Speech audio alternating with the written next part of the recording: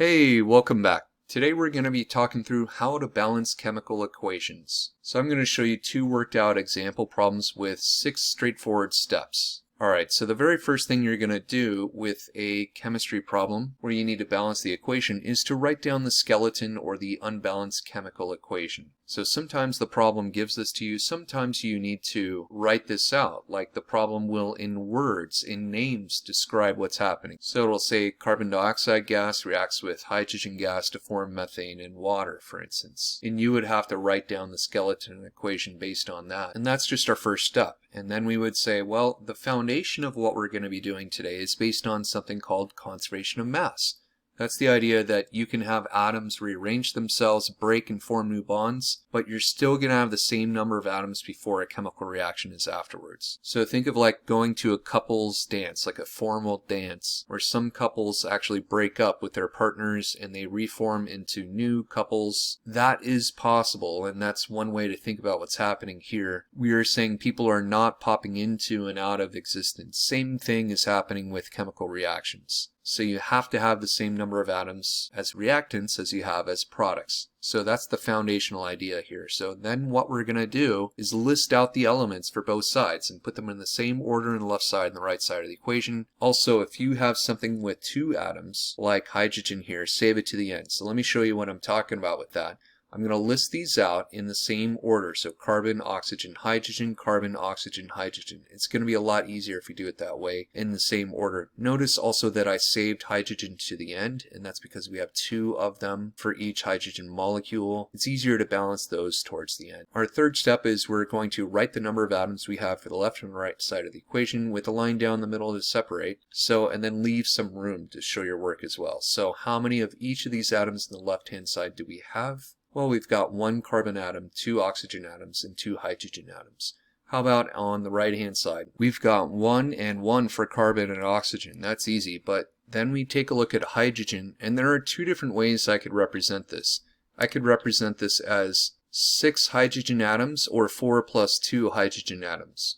Which do you think will be easier to balance? Alright, and it turns out that even though 6 is a simplification of 4 plus 2, you could say, it's actually going to be easier to balance out if we just separate this out, 4 plus 2. We know 4 plus 2 is 6, but balancing them as individual molecules, it's going to be way easier than if we try to combine them into one big number of hydrogen atoms. Alright, and so I list that out up here as our 4th strategy. So we're going to continue. Next, what we're going to do is change the coefficients. Just change the coefficients. That would be numbers out in front here. Do not change the subscripts at all, because if you change subscripts, you're actually fundamentally changing what those chemicals are. A good example of this is H2O is healthy to drink. That's water. H2O2 is hydrogen peroxide. That's poisonous. That's dangerous. There's a big difference between H2O and H2O2. But you can put numbers out in front. So you can put coefficients out in front and balance out equations that way. And that's what we're going to be doing. So first of all, you just go down the list from top to bottom. You say, are these balanced? And in the beginning, yes, carbon is balanced right here.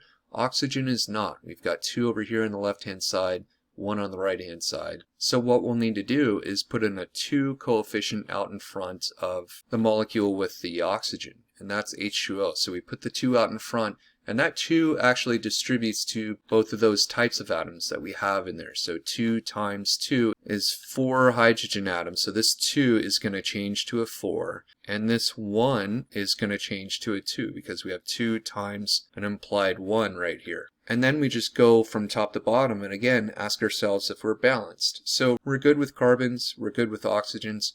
We're not balanced with hydrogens yet. And this is why I said you should save molecules with just 2 atoms for the end. Because what's going to happen is this will be an easy thing to balance at the very end. So the total number of hydrogens we have on the right hand side now is 8. And we have 2 on the left hand side. So you ask yourself, what's the least common multiple of 2 and 8? To get to 8, we need to put what kind of a coefficient out in front of the hydrogen gas? Well, we'd need to put a 4 out in front because 4 times 2 will equal 8. So let's go down and change our numbering system down here. And we ask ourselves, all right, are we done? What do you think? Are we done with this problem right now? And how do you know?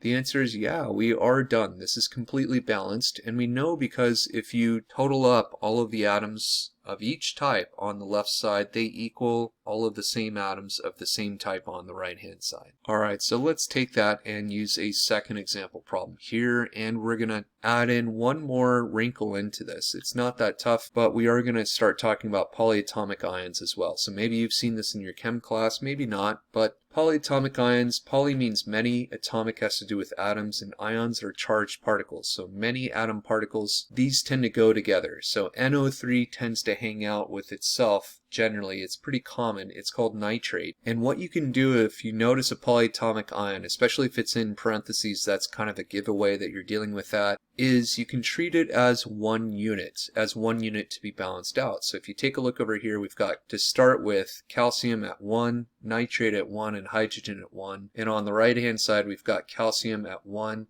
nitrate at 2, and hydrogen at 2, because there are 2 hydrogen atoms. And so if we just go down from top to bottom and ask ourselves, alright, what do we need to do to balance this out? Least common multiple of 1 and 2 is going to be 2, so we're going to need to do what? Well, we need to put a 2 coefficient out in front here. That will distribute to both the hydrogen and the nitrate, so I'm going to show you the difference right now. And we ask ourselves, are we balanced? Is this balanced? What do you think? Yes, it is, which means that we're done with the problem. So that's how to get started with balancing equations. You should be able to start practicing these, doing these in a stepwise fashion. It just takes practice to get better at these. So hopefully this has been helpful. If you have any comments down below, let me know. And if you want to see more of these kinds of lessons, subscribe to my channel and take a look at the playlist. Take care.